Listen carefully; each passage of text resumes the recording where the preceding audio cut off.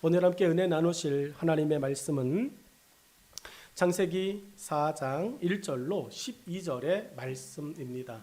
아담이 그의 아내 하와와 동침하매 하와가 임신하여 가인을 낳고 이르되 내가 여호와로 말미암아 등남하였다 하니라.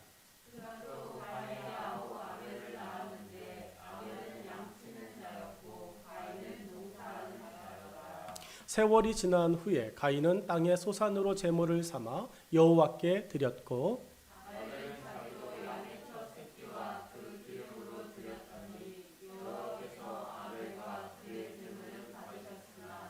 가인과 그의 제물은 받지 아니하신지라 가인이 몹시 분하여 안색이 변하니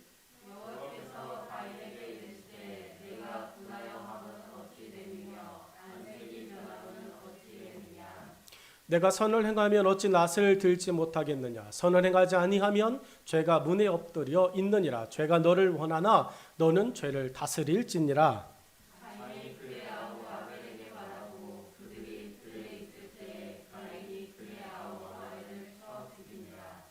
여호와께서 가인에게 이르시되 내 아우 아벨이 어디 있느냐. 그가 이르되 내가 알지 못하나이다. 내가 내 아우를 지키는 자니이까.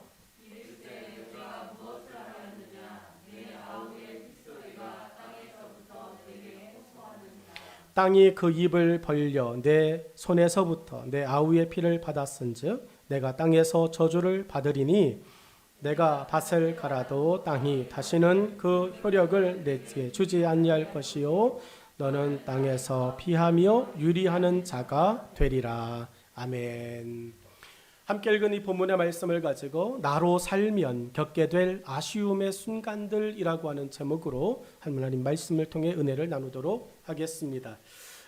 여러분, 독립이라는 말과 홀로서기라고 하는 것은 기대와 고민을 동시에 갖고 있습니다. 독립, 홀로서기, 이 말은 우리에게 기대를 주어요. 그리고 또한 동시에 고민하게도 만듭니다. 많은 젊은이들이 부모로부터의 독립을 은근히 기다립니다. 우리도 기다렸습니다. 아우 정말 잔소리. 그 잔소리를 듣지 않으려면 내가 빨리 독립해야지. 이렇게 이야기하면서 우리도 똑같이 청년의 때를 보냈고 청소년의 시기를 보냈습니다. 여러분, MBC에서 매주 금요일 11시에 방영되어지는 예능 프로그램이 하나 있습니다. MBC의 금요일 저녁 간판 프로그램. 뭔지 다 아실 겁니다. 젊은이들이 나와가지고 이제 혼자 살아가는 모습을 고군분투하는 거. 뭐가 고군분투인지는 모르지만 아무튼 혼자 사는 거. 제일 처음에 여러분 나 혼자 산다라고 하는 이 프로그램이 방영되어졌을 때는 여러분 정말 좌충우돌이었습니다. 혼자 사는 청춘 남녀들의 좌충우돌하는 홀로 살아가는 모습을 보여줬는데 요즘 너무 잘 살아. 요즘은 너무 다 잘 사는 모습들만 보여줘가지고 더 이상 이 프로그램을 해야 되나 말아야 되나 이제 옛날에는 막 어설픈 모습들이 투성이었거든요. 그런 모습을 보면서 나도 그랬지라고 하는 이 동병상련도 느꼈는데 요즘은 어설픈 게 안 나와요. 그러니까 그냥 잘 사는구나 이것만 나옵니다. 음식을 해 먹어도 뭐 태우는 뭐 이런 거 있잖아요. 기안84가 커피포트에 족발 라면 끓여 먹는 걸 보면서 우리 기겁했잖아요. 야, 난 저렇게는 안 산다. 아직까지 저 수준은 아니다 이러는데 요즘은 기안84 음식 해 먹는 게 또 안 나와요. 또 잘해 먹는 것만 나와. 맛있게 먹는 것들만 나오고 그러니까 부럽다 이렇게 되어서요. 여러분, 나 혼자 산다라고 하는 이 혼자 사는 청춘들의 소소한 이야기가 이렇게까지 인기를 끌 이야기냐고요. 이렇게까지 인기가 얻을 것이라고 MBC도 생각 못했을 겁니다. 그런데 요즘은 톡톡한 효자 프로그램이 되었습니다. 오늘 본문의 이야기가 그런 내용입니다. 본문의 에덴 동산 이후의 삶을 시작으로 풀어갑니다. 창세기 3장을 통하여 타락한 범죄한 아담과 하와가 에덴 동산에서 비로소 탈출. 좋은 말로 이야기하니까 탈출인가요? 쫓겨나는 거죠. 에덴 동산으로부터 이제 방을 빼고 이제 홀로 밖에 나와서 지내는 이야기. 에덴 동산에서 하나님과 함께하던 아담과 하와가 동산 밖으로 나와서 부부로서 겪게 되어지는 전혀 다른 삶의 이야기가 창세기 4장으로부터 시작됩니다. 여러분, 동산지기의 삶이 끝났습니다. 더 이상 뭘 관리하고 뭐를 해야 될지 이제 막연하게 되었습니다. 이제는 아담과 하와에게 새로운 직분이, 새로운 이제 역할이 맡겨졌는데 동산지기 그만해라고, 자격이 없어, 박탈, 자격 박탈.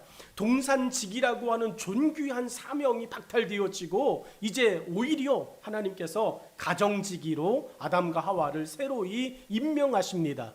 하와가 해산의 고통을 겪을 것이다 라고 하는 거, 아담과 하와가 이제는 가정직이로서 독립된 삶을 보여주는 것, 이게 창세기 4장에 시작되는 이야기입니다. 이들의 모습은 에덴 동산에서 겪어보지 못한 갈등들이 도처에서 예고 없이 벌어지고 있는 인생의 지뢰밭도 보여줍니다. 저는 창세기 4장을 묵상하면서 인생의 지뢰밭 아담과 하와에게 예견하지 못하는 상황에 불쑥 찾아오는 것을 보게 되어지는 거죠. 서투른 농부가 되어지는 거죠. 탁월한 동산지기에서는 아담과 하와가 탁월했습니다. 뭘 해야 될지 척척척 알아서 했습니다. 그런데 직장이 바뀌어버렸어요. 직업이 바뀌어버렸습니다. 여러분, 사무직에 있던 사람 보고 건설 현장 가가지고 뭐 갖고 와라 이러면 이게 이름부터 생소합니다. 엑셀을 다룰 줄 압니까? 그러니까 탁월하게 엑셀 프로그래머 하던 사람이 건설 현장에 가가지고 여러분 가가지고 뭐 하나 갖고 오라고 이야기하잖아요. 하다못해 못 하나 갖고 오라고 이야기해도 못 갖고 와요. 못 알아듣습니다. 이게 직장이 바뀌어버리니까 이게 쩔쩔쩔 매는 것이요. 군대에 있을 때 28 먹은 이제 군종병이 들어왔어요. 여러분 28 대학원까지 졸업한 군종병이 왔는데 2등병으로 오니까 대학원생도 코 흘려요. 대학원 28살 먹은 사람이 코 흘리게가 되어져서 이게 상상이나 갑니까? 여러분 코 흘리더라니까요. 여러분 못던 말이죠. 직장이 바뀌고 직업이 바뀌니까요 어쩔 수 없습니다. 어리버리하다는 말이 군대 가니까 21살 먹고 군대 갔는데도 어리버리하는 거죠. 못 알아듣는 거예요. 고참들 병장들이 뭐 갖고 와라 이야기하는데 그게 뭡니까 물어보기 시작하는 거죠. 여러분 이런 생활이 아담과 하와에게 지금 벌어지고 있는 거예요. 여러분의 그 낯선 경험들, 교회 안에 들어와서 여러분 좀 생소하게 경험되어졌던 것들이 여러분 지금 우리에게는 나타나지 않을 겁니다. 말하면 척척척 알아듣습니다. 근데 새로이 교회에 들어오는 사람들은요 똑같아요. 낯선 직업이 바뀌잖아요. 세상의 삶의 스타일이 바뀌었잖아요. 세상의 스타일대로라면 한잔해. 이게 교회 안에서는 어쩌다가 한잔하는 거잖아요. 어쩌다가 이게 포도주 비슷한 거라도 어쩌다 마시는 거잖아요. 여러분 그렇게 바뀌어버린 아담과 하와의 이 좌충우돌 모습을 우리가 보게 되어집니다. 여러분 아담과 하와는 이제 동산지기를 멈추고 가정지기로 이제 일터를 일구는 삶으로 들어가면서 수도 없이 많은 갈등에 직면하게 되어져 있습니다. 하나님을 떠난 인생의 삶이 어떨까 우리는 창세기 4장을 보면서 깨달아야 됩니다. 본문 속 아담과 하와의 가정에서 일어나는 일들이 어쩌다의 일이 아니라 매일의 일이라는 것을 생각하면서 하나님이 이 말씀을 우리로 듣게 하시는 이유가 뭘까요? 쌤통이다. 내 말 안 듣더니 동산에서 쫓겨나가지고 그렇게 살아. 쌤통이다. 하나님이 아담과 하와의 이리쿵 저리쿵 하는 이 좌충우돌의 모습을 보면서 하나님이 기뻐하셨다. 하나님께서 웃으셨다. 하나님이 행복해하셨다. 즐거워하셨다. 내 말 안 듣고 살아가는 사람들의 매일의 삶을 보면서 하나님은 또 다른 희열을 느끼셨다. 이거일까요? 여러분 하나님은 아담과 하와를 에덴 동산에서 내보내시면서도요 하나님은 안쓰러워하셨습니다. 안타까워하셨습니다. 가슴 아파하셨습니다. 쌤통이다가 아닙니다. 근데 요즘 우리는 많은 교회들 속에서 목사님들이 특별히 안 그러셔야 되는데 안 그러실 거라고 믿고 싶지만 그래도 나도 보면 그렇더라고요. 근데 여러분들 똑같을 거예요. 우리 교회에서 같이 신앙생활하던 분이 갑자기 말도 되지 않는 이유로 목사님 설교가 은혜가 안 돼요. 막 이런 거. 제일 많이 떠나가는 거 사모님이 기도를 안 해요. 막 이런 걸로 막 떠나가요. 목사님 설교가 은혜가 안 돼요. 이건 그냥 양반이고요. 제일 많이 시비 거는 건 사모님이 영성이 없어요. 막 이런 걸로 떠나갑니다. 사모님의 영성 반만큼이라도 따라오고 그런 말 하면 좋겠는데 무조건 시비 거는 게 교회가 은혜가 안 됩니다. 교회가 아이들에 대한 배려가 없습니다. 교회가 아이들에게 배려하면 할렐루야, 사모님이 더 깊은 영성이면 더 할렐루야, 목사님의 설교가 정말로 막 감미롭고 은혜롭고 성령 충만하고 목사님의 설교를 들으면 여러분의 인생의 문제가 해결되어지고 영적인 것들이 팍 경험되어지고 그러면은 정말 두 손 들고 할렐루야인데, 여러분 그런 게 안 돼가지고 교회를 떠납니다. 막 이렇게 이야기하잖아요. 그러면 우리 마음이 어때요? 가가지고 그 사람이 더 잘 됐다 그러면 배 아파요. 근데 그 사람이 갔는데 갑자기 막 어디가 아팠다, 병원에 입원했다 그러면 하나님 그러면 안 됩니다. 그 사람을 더 복 주셔야 됩니다. 건강하게 해주셔야 됩니다. 와, 우리 신방 갑시다. 병원에 찾아갑시다. 기도해 줍시다. 비록 다른 교회 교인일지라도 막 이런 마음이 들어요, 안 들어요? 여러분 카메라에 나오지 않는다고 다 고개를 절레절레 하시는데 이렇게 들어요. 신방 가자고 그럴 때 그래요 목사님 가셔야죠. 뭐 이렇게 이야기하셔야 돼요. 왜 가요? 그 사람이 우리에게 어떻게 했는데 가시면 되겠습니까? 다 벌 받은 거예요. 그렇게 말하면 우리는 벌을 받아도요 12번 더 받았어요. 여러분 쌤통이다 우리 그런 생각 하잖아요. 하나님도 그러면 아담과 하와가 에덴 동산 나가셔서랜다. 나가서 그렇게 막 농사 지었는데 농사 안 되고, 또 이제 부부로 이제 가정 지키기 살아가는데 서로 사랑하지 않고 맨날 욕하고 싸우고 막 집어 던지고 이러는 모습을 보면서 꼴쌤통이다 이렇게 하시면 여러분 우리 하나님 앞에 좋겠냐고요. 하나님은 오늘 본문을 통해서 아담과 하와가 겪는 이 자충우돌의 모습을 보면서 하나님은 쌤통이다 말하시는 게 아니라 어서 돌아오라고 사랑과 은혜의 부르심으로 마음에 담는 모습을 오늘 이 시간 우리가 깊이 깨달을 수 있기를 주의 이름으로 축원합니다. 쌤통이다가 아니라 어서 돌아오 부르시는 하나님의 은혜, 하나님의 사랑의 부르심이 이 아침 이 말씀을 듣는 우리 모두와 함께 하시기를 간절히 축원합니다. 첫 번째에 어떤 말씀이냐, 은혜로 시작된 나의 존재를 세상살이의 고단함 때문에 잊을 때가 있더라는 거예요. 1절의 말씀도 아담이 그의 아내 하와와 동침하며 하와가 임신하여 가인을 낳고 이르되 내가 여호와로 말미암아 동남하였다 하니라 라고 말씀합니다. 내가 여호와로 인하여서 아들을 낳았어요. 아담이 가인을 낳자마자 하와에게 가가지고 격려하는 거예요. 하와에게 이야기해 주는 것입니다. 수고했어요. 애썼어요. 정말로 감사해요. 고마워요. 당신으로 인해 우리 가정에 식구가 한 명이 늘었습니다. 이야기예요. 여러분 분명히 아담이 그렇게 이야기했잖아요. 1절에 그렇게 이야기했어요. 그런데 오늘 성경은 우리가 그렇게 시작했다가 어떻게 변질되어 버렸느냐, 은혜로 시작된 나의 존재를 세상살이의 고단함 때문에 잊어버리고 살아가더라는 거죠. 오늘 여러분의 삶은 하나님의 은혜로 시작된 삶인 줄로 믿습니다. 세상살이 힘들어도, 세상 사는 것이 고달파도, 여러분의 내일의 직장이 이렇게 한숨 짓게 만들어도 여러분 존재 자체가 은혜임을 믿으시기를 주의 이름으로 축원합니다.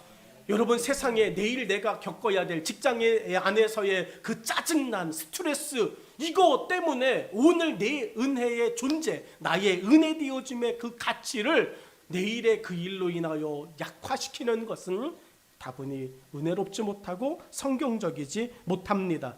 아벨의 탄생은, 아벨의 출생은 가정에 새 생명이 생긴 경사스러운 일이라는 거죠.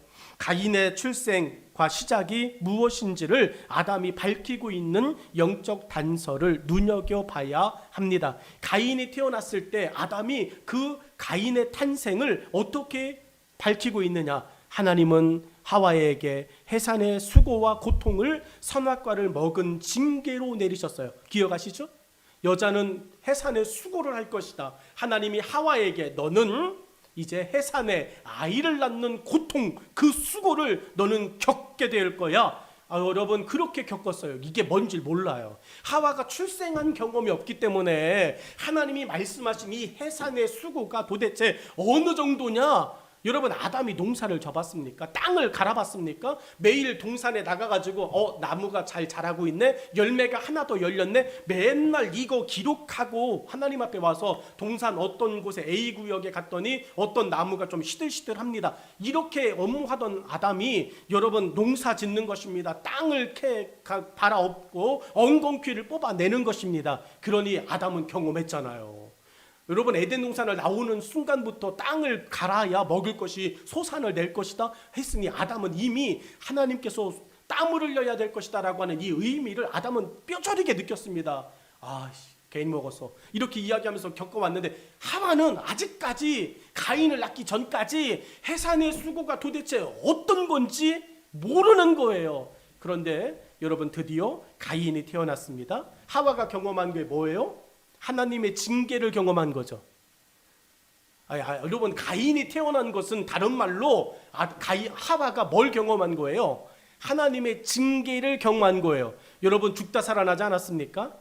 지금처럼 뭐 제왕절개가 있습니까? 산부인과 병원이 있습니까? 오로지 홀로 그 해산의 수고를 겪어야 돼요. 감당해야 됩니다. 여러분 그런 하와에게 와가지고 아담이 하는 말, 내 뼈 중에 뼈요, 내 살 중에 살이라고 달콤하게 얘기했던 아담이라고 하는 작자가, 남편이라고 하는 작자가 와서 하는 말 뭐라고 이야기하느냐? 하나님의 징계를 겪고 난 하와에게 하나님의 은혜였소라고 이야기합니다. 여러분 그 남편 때리고 싶을까요? 사랑하고 싶을까요? 여러분 안 겪어봤으면 말을 하지 마세요. 여러분 그 남편 하나님의 은혜였소라고 이야기하는, 하나님의 사랑이었소라고 이야기하는 아담이 어쩌면 평생 보고 싶지 않은 남편이었을 수도 있습니다. 하와가 겪었어요. 여러분 하나님의 징계를 아담은 은혜로 바꾸고자 하고 있는 거예요. 무슨 말이냐? 하나님의 내게 허락하신 이 해산의 수고, 이것을 여러분 우리가 하나님의 징계로만 바라보면 우리에게는 영적 성장이 없습니다. 영적인 변화도 없습니다.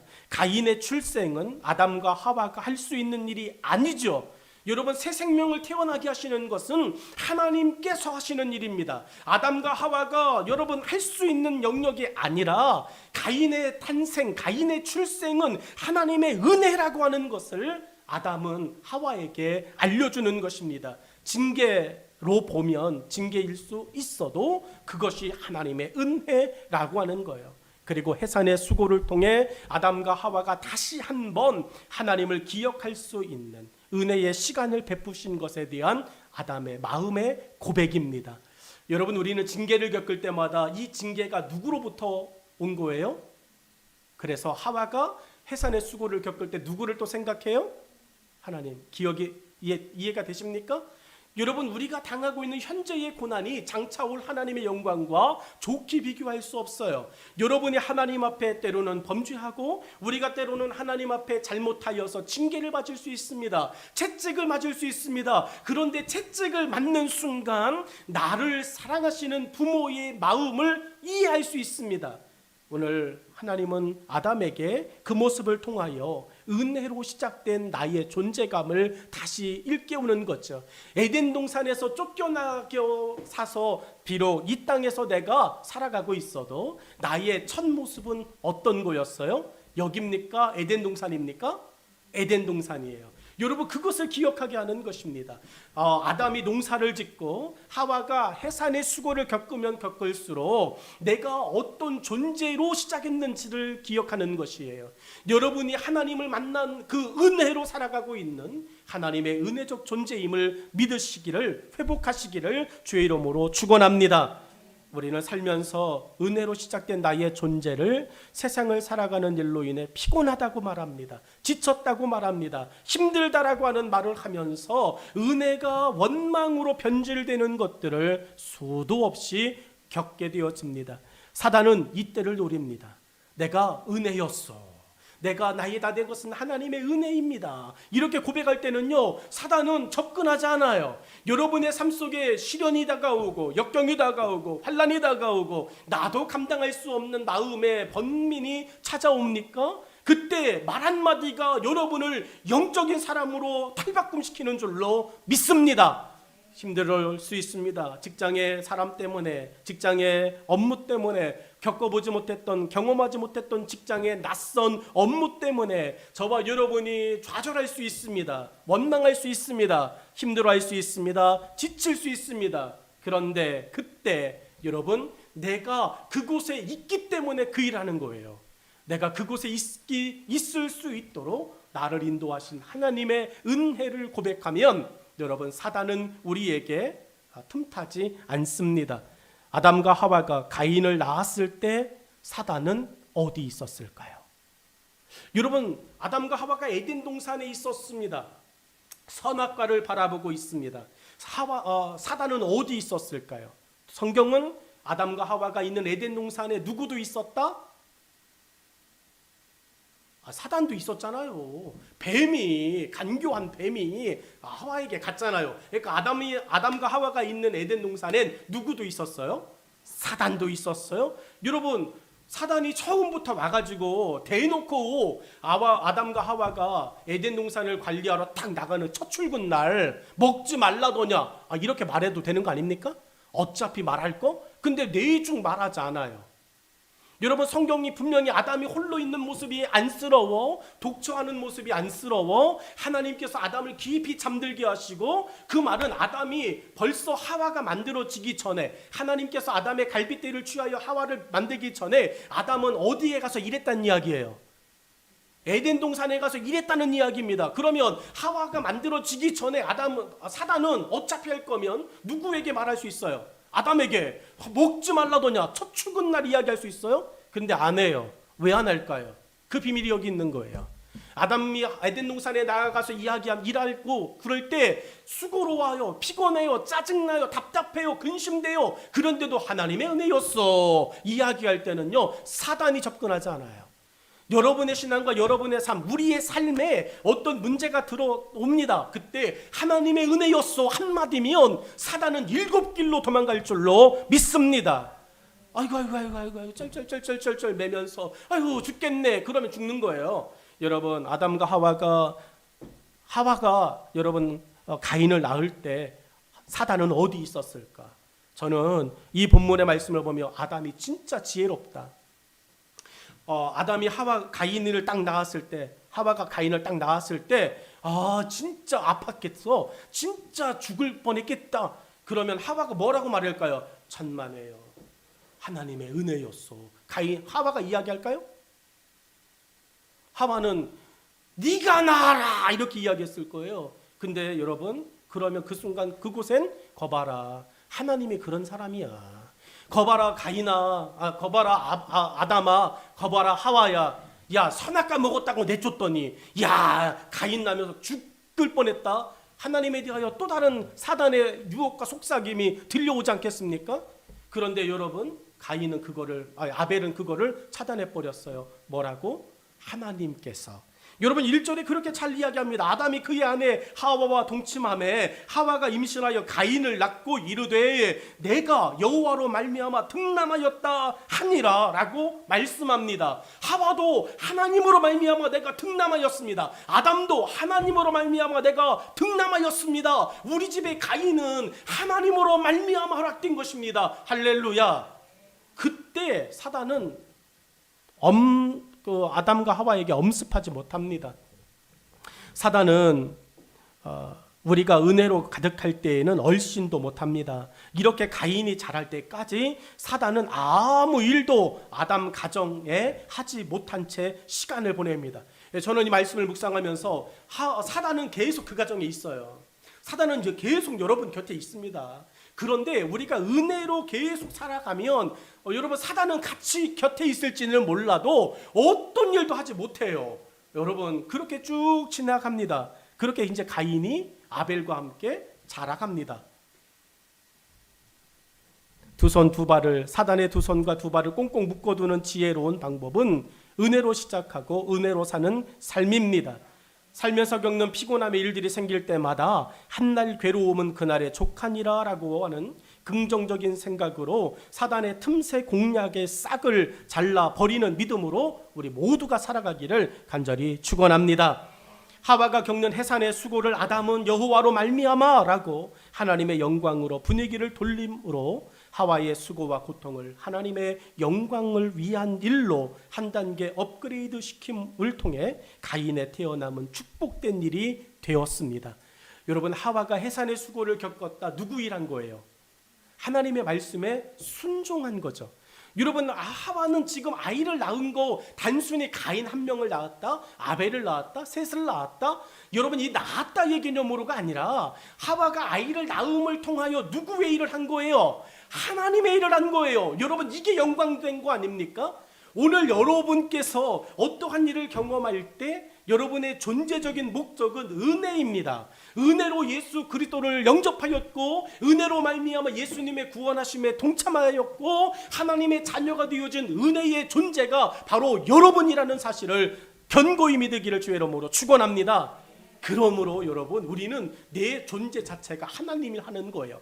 내 존재 자체가 하나님의 일이다. 시작.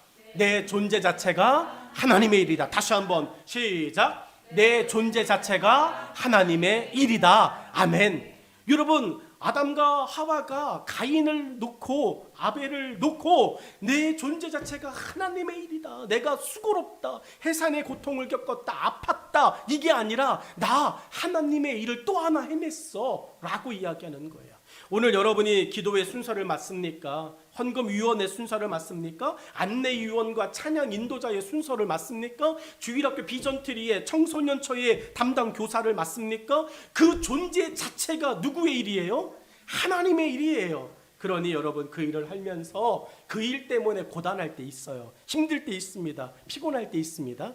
여러분, 나를 충성되이 여겨 그 직분을 주신 은혜를, 그 일을 감당하면서 겪는 피곤함과 수고로움과 고단함과 어려움 때문에 함몰되지 않기를 주의 이름으로 축원합니다.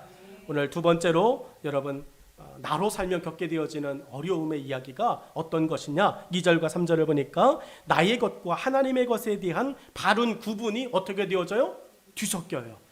나로 살게 되어지면 하나님의 것과 내 것이 막 뒤섞여 혼합되어지더라는 것입니다. 2절과 3절 말씀은 이렇습니다. 그가 또 가인의 아우 아벨을 낳았는데 아벨은 양치는 자였고 가인은 농사하는 자였더라. 세월이 지난 후에 가인은 땅의 소산으로 제물을 삼아 여호와께 드렸고 라고 말을 합니다.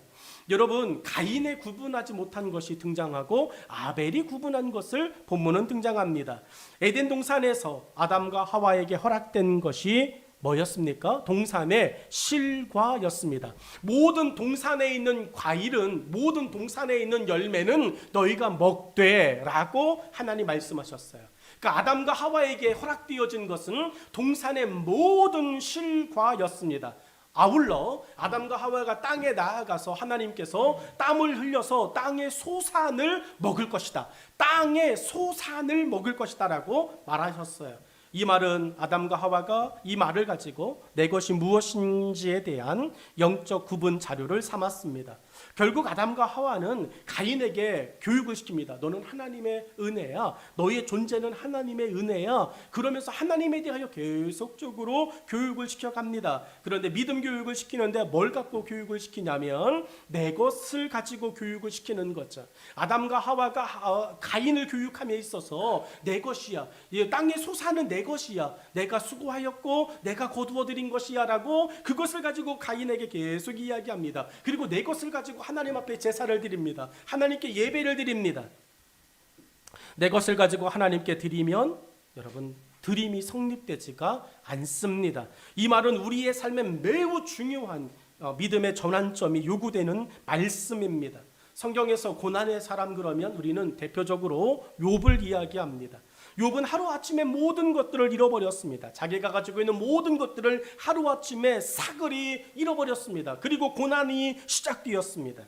자기 잘못이 아니었습니다. 하나님의 인정하심으로 겪게 되어진 이야기입니다. 하나님으로 인하여 고난이 시작되어졌습니다. 하나님으로부터 욥의 축복이 시작되어졌듯이 욥이 겪는 일들은 하나님으로 인하여 시작되어져 갔습니다. 욥은 자신의 고난을 이렇게 표현합니다. 주신 자도 취하신 자도 다 하나님이십니다. 주셨으니 가져가셨습니다 라고 욥은 이야기합니다. 주변의 사람들이 다소 이해하기 어려운 말로 욥의 믿음을 고백합니다. 욥이 가지고 있었던 부귀영화가 하나님이 주신 것이라면 이 고난도 하나님이 허락하신 것이라는 생각을 초월하는 믿음의 고백으로 하나님의 것에 대한 구분을 욥은 정확하게 밝히고 있습니다. 여러분의 인생 자체가 하나님이 주신 거죠. 그 인생 속에 부귀영화가 담겨 있고 때로는 좌절과 궁핍함이 담겨져 있다면 우리는 어떤 것만 하나님이 주신 것으로 선택할 것이 아니라 우리 삶의 모든 것들이 하나님이 내게 주신 것이므로 고백하고 살아가시기를 주의 이름으로 축원합니다. 여러분, 우리를 가난하게도 하시고 우리를 부하게도 하실 겁니다. 우리를 건강하게도 하시고 우리를 약하게도 하실 겁니다. 우리를 지혜롭게 하시기도 하고 우리를 미련하게 하시기도 하실 겁니다. 그때마다 좋은 것은 내 것이고 안 좋은 것은 하나님께 드린다면 이거는 말이 되지 않습니다. 오늘 가인의 집에서 오늘 아벨과 하와와 가인이 보여주고 있는 모습이 무엇입니까? 우리는 내 것을 가지고 하나님께 드린다라고 하는 내 것의 개념을 암암리에 갖고 살아왔습니다. 내가 헌금합니다. 내가 헌금하는 거예요? 이거 하나님 거잖아요. 내가 봉사합니다. 여러분, 이 건강이 내 것입니까? 하나님이 주신 것입니다. 하나님께서 우리에게 주신 시간과 하나님이 우리에게 주신 건강을 가지고 하나님께 드리는 거예요. 근데 우리는 종종 이런 착각에 빠져 살아간다고요. 내 것을 가지고 하나님께 드리겠습니다. 하나님께 드립니다. 그래서 내 것을 드린다라고 하는 생각으로 인해 어쩔 수 없는 인색함의 마음으로 흔들리고 쓰러지고 시험에 들 때가 있습니다. 오늘 내 것의 이 모순에서 저와 여러분이 믿음의 변화가 일어나기를 간절히 축원합니다. 여러분, 많은 그리스도인들이 그렇게 살아가죠. 바리새인들과 서기관들을 예수님께서 책망하신 것을 보면 이러한 내 것에 대한 생각은 아담의 시대로부터 우리에게 암암리에 교육되어 온 사단의 은밀한 전략임을 우리는 깨달아야 됩니다. 예수님의 말씀을 함께 보면 마태복음 23장 23절이에요. 같이 읽죠. 시작. 화 있을진저 외식하는 서기관들과 바리새인들이여, 너희가 박하와 회양과 근처의 11조는 드리되 율법에 더 중한 바 정의와 긍휼과 믿음은 버렸도다. 그러나 이것도 행하고 저것도 버리지 말아야 할지니라. 아멘.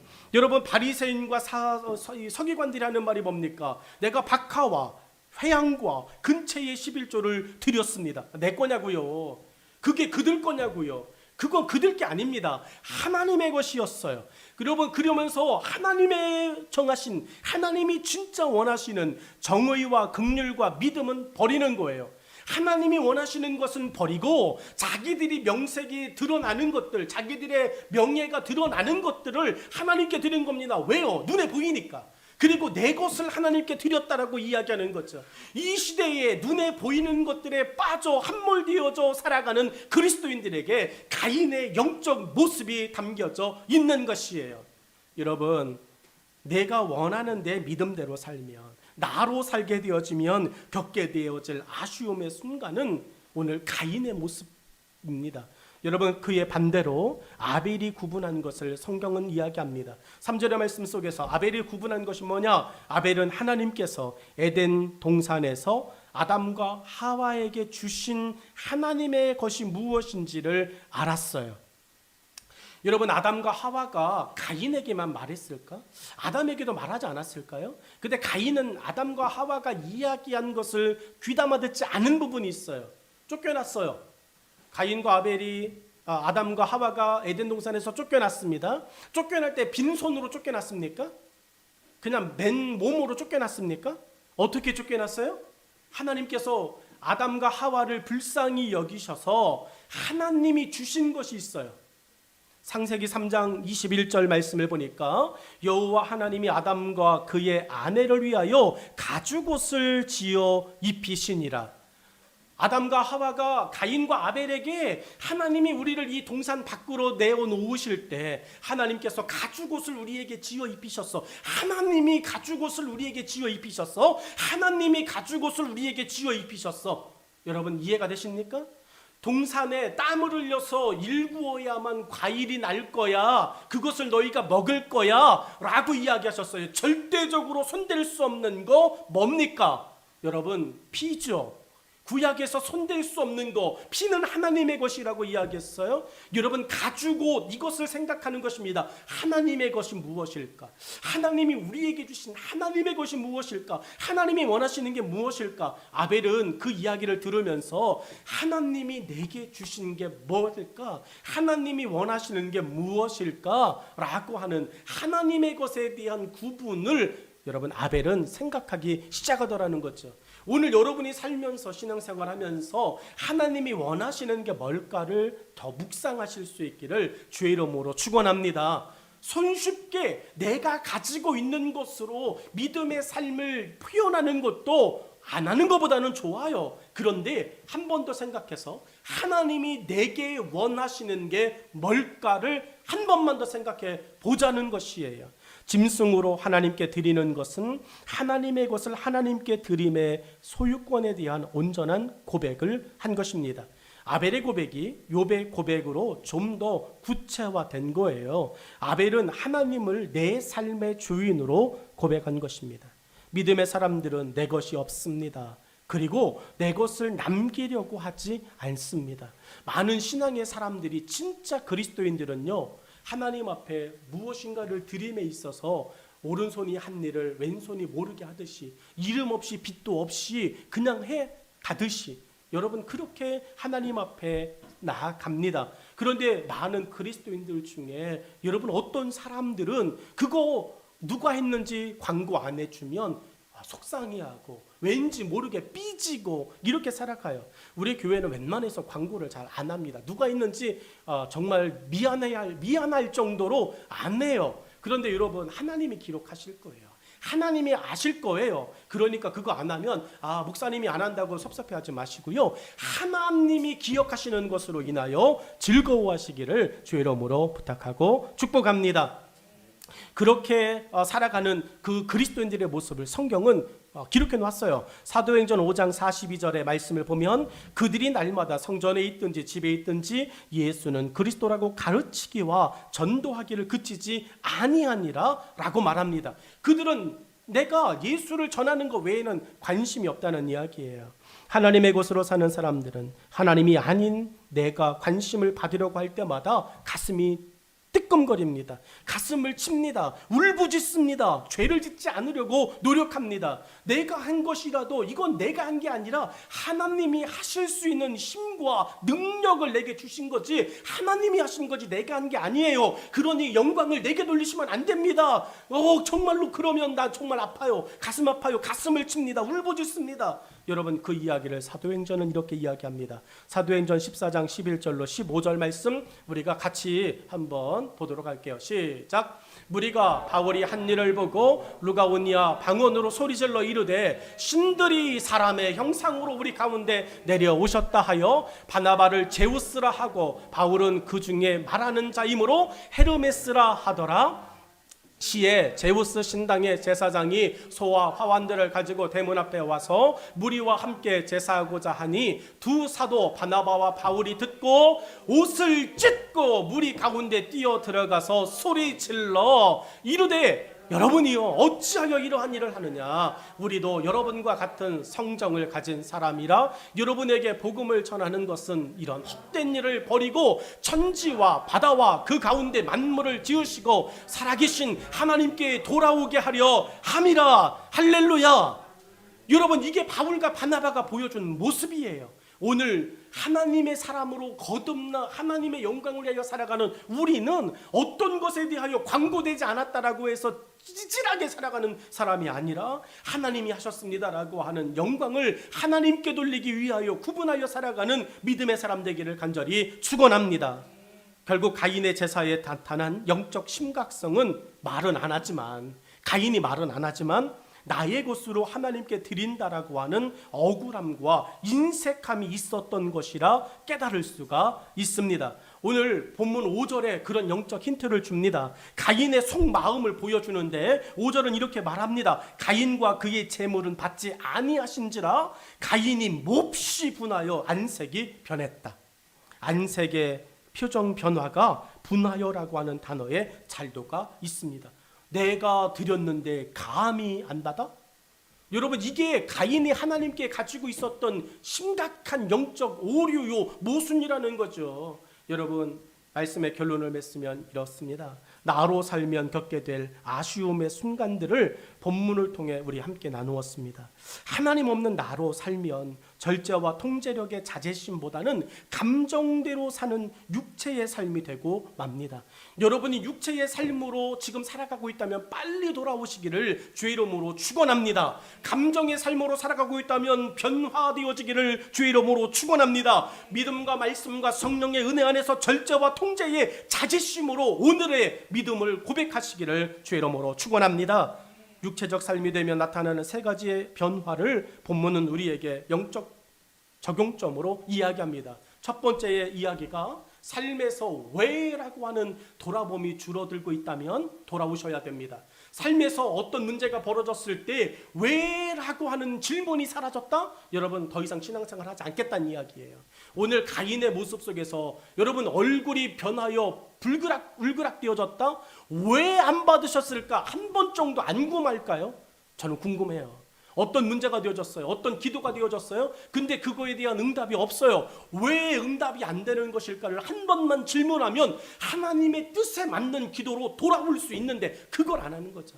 오늘 여러분의 믿음 속에 왜라는 질문이 사라졌다면 오늘 다시 돌아오시기를 주의 이름으로 축원합니다. 두 번째가 안 받으셨어도, 본문은 안 받으셨어도 여전히 나와 대화하시는 하나님이심을 알지 못하고 있어요. 가인은요, 하나님이 그걸 안 받으셨어. 그걸로 끝이 아니라는 건데 하나님은 여전히 말하잖아요. 여호와께서 가인에게 이르시되 내가 어찌하여 분함은, 안 받으셨잖아요. 근데 하나님은 여전히 가인에게 말하고 계세요. 여러분, 이것을 알아차리지 못하는 거예요.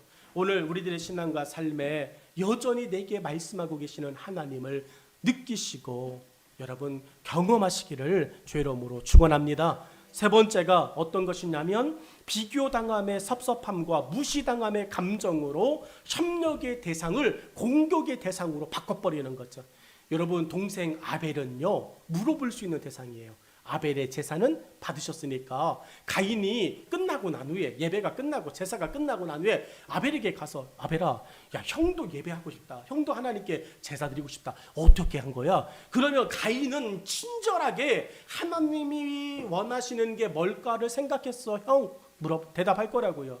나는 예배를 드리기 전에 하나님이 내게 원하시는 게 무엇일까를 묵상했어. 그게 다야. 여러분, 그러면 가인의 다음 제사까지 가인은 매일의 삶에 하나님이 원하시는 게 뭘까? 그러면 자기의 곡식 소산 중에서 그거를 볼 때마다 이거는 내가 갖고 이건 하나님 드리고, 이게 아니라 하나님이 원하시는 게 뭘까? 여러분, 모든 자기의 소유가 누가 원하시는 걸로 바라봐요?